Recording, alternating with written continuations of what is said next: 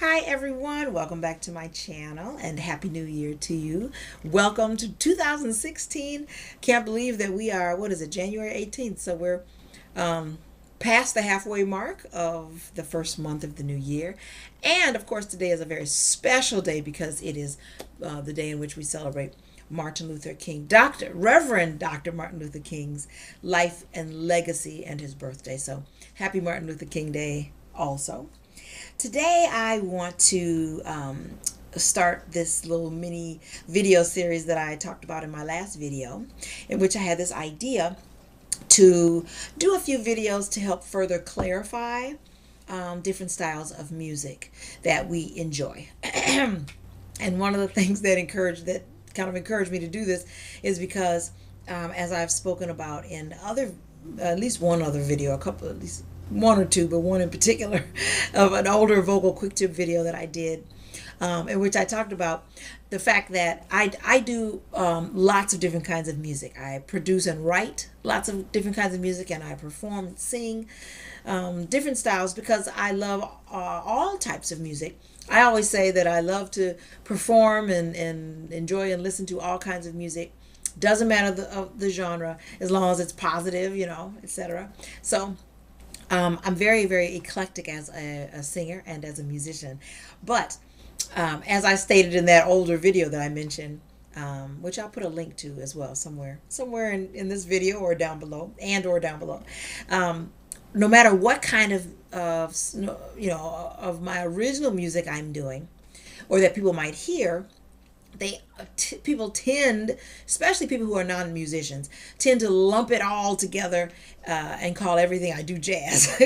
Well, I have a great respect for jazz. I love jazz music, and I do sing jazz music as well and play it. But I do, as I said, I'm involved in and love and grow from and perform and write and create a variety of kinds of music. So I'm a very eclectic musician and artist. So I realized that because I hear that so much from people, that I try to sort of clarify with them, what we mean by jazz and what we mean by other kinds of music, etc. So I thought, well, you know what? I'll do a little mini video series on that, and hopefully that'll help clarify some things for you as well, or even just like a little refresher, brush up, etc. I am drinking this delicious mint herbal tea. Excuse me a moment. Love it. Anyway, keep my voice clear as I speak. So, we're going to just jump right in. And for this first video, I just want to give you a couple of examples and just clarify terms a little bit. First and foremost, most of the music that we enjoy, and that many of us enjoy, and it comes out of music that was influenced by and developed from Negro spirituals and from the African American experience, which of course was rooted in a lot of African rhythms as well. So when I say the music that we enjoy, or the styles of music, we're talking about soul, R&B, blues, jazz, and yes, rock, formerly known as rock and roll.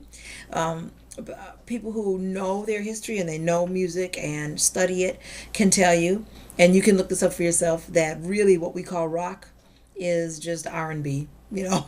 So many of them share same kinds of similar chordal progressions. There are a few differences here and there, but they have some things in common because they have a common ancestor that they grew out of, and then there are specific things that may distinguish one from another. For example, rock music, what we call rock, tends to have a more straightforward vocal style, whereas what we call R&B and rhythm and blues has oftentimes a more not dressed up, what's the word I'm looking for? More inventive vocalizations where people do a lot more improvisation with the voice. So that's one comparison between R&B and rock. And then there are other things as well. Jazz, specifically as a genre, and each of these have their own history, of course, but jazz as a genre and as a category is most definitely distinguished by the improvisational aspect of it, that people improvise in terms of the vocalists and the instrumentalists as well. In other words, they are making up rhythmic, musical, melodic patterns, on the spot. Didn't not pre-studied. They're doing it, creating it as you're hearing it. So that's most definitely a distinctive aspect of jazz. And like I say, all of them, because they share a common ancestry, there are aspects that overlap from one style to another. So that's one thing to keep in mind. One important thing to keep in mind. What I want to do now is I want to play a little sample for you. I'm sitting in front of my computer, and my first album, No Limits, my debut album, has the first track is called This Is Me. It's autobiographical, so it's about me. And I have an official video that goes along with it as well, which you can find on my on this YouTube channel, and I'll put that link in here as well. But it's called This Is Me, and I want you to listen to the opening of it if you haven't heard it before. So this is the opening of it.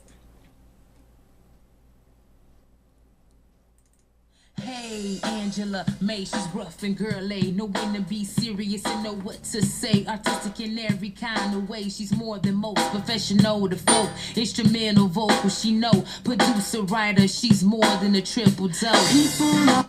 Okay, now, obviously that's spoken word, right? If you could hear that. So it's spoken word, it is rap, has a distinct, as we say, hip-hop feel to it and style to it.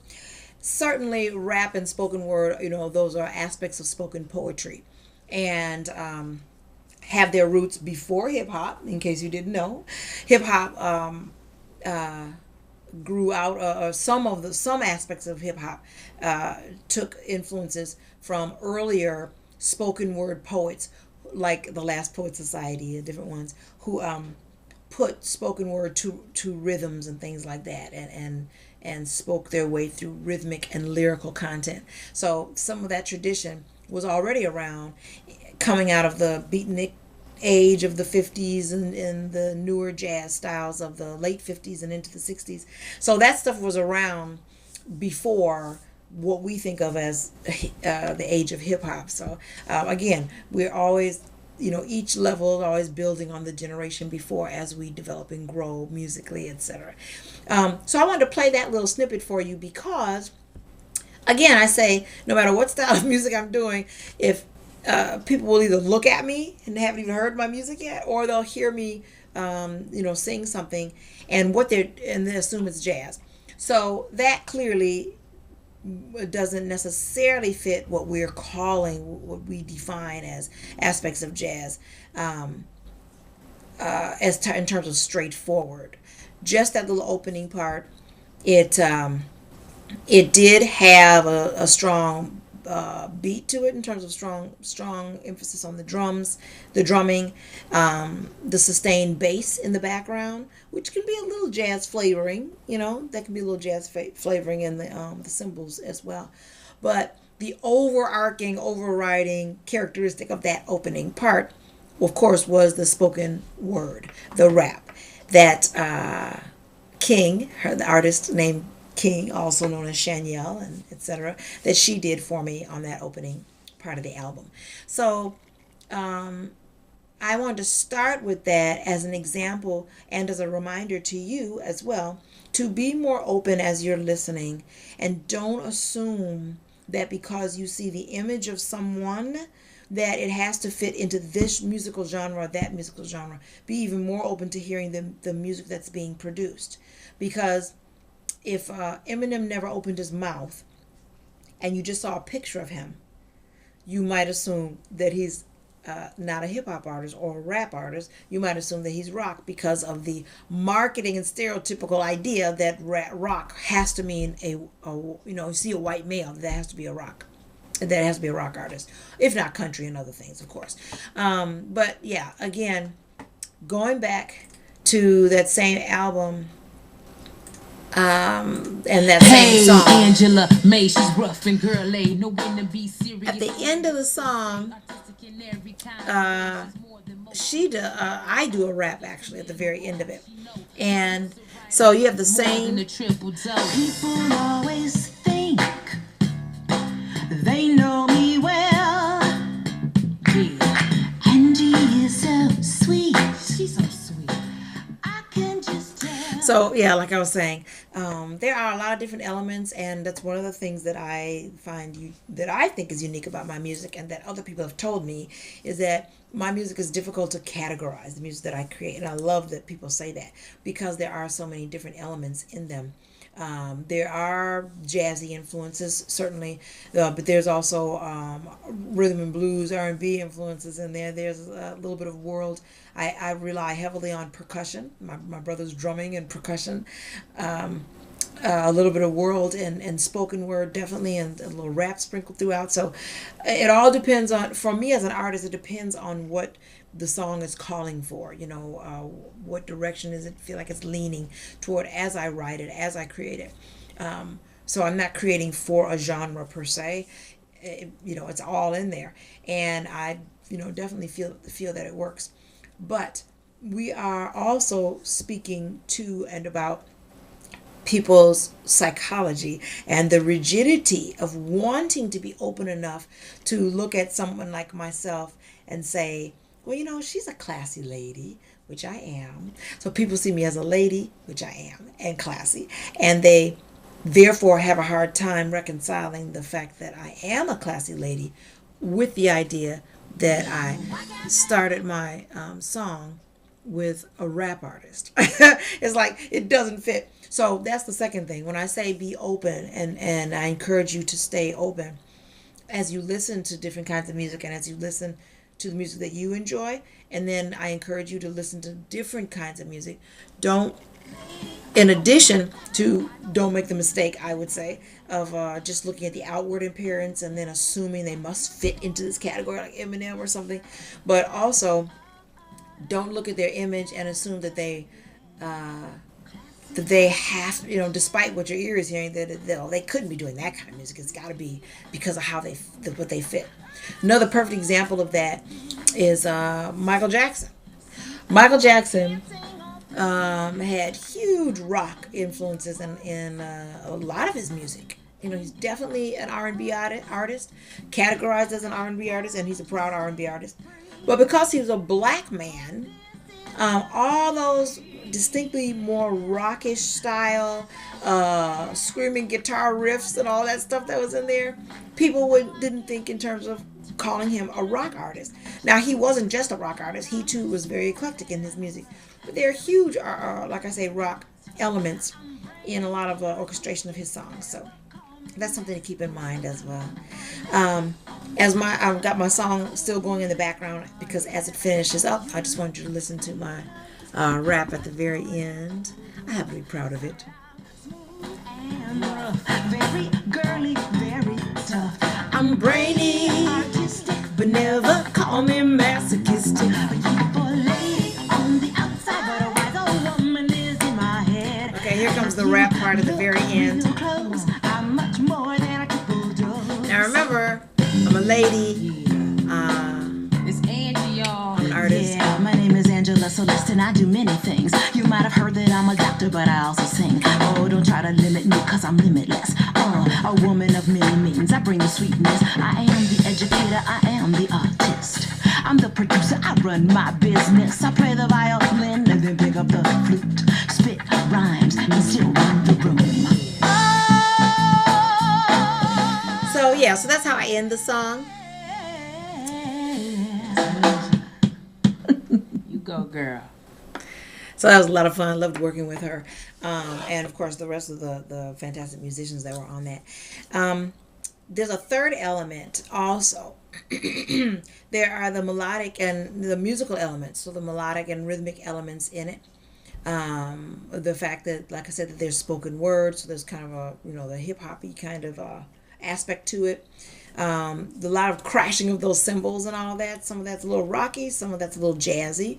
But there's also, I think, another reason that people assume that my music, no matter what styles are in a particular song, I being a musician myself, I use live musicians.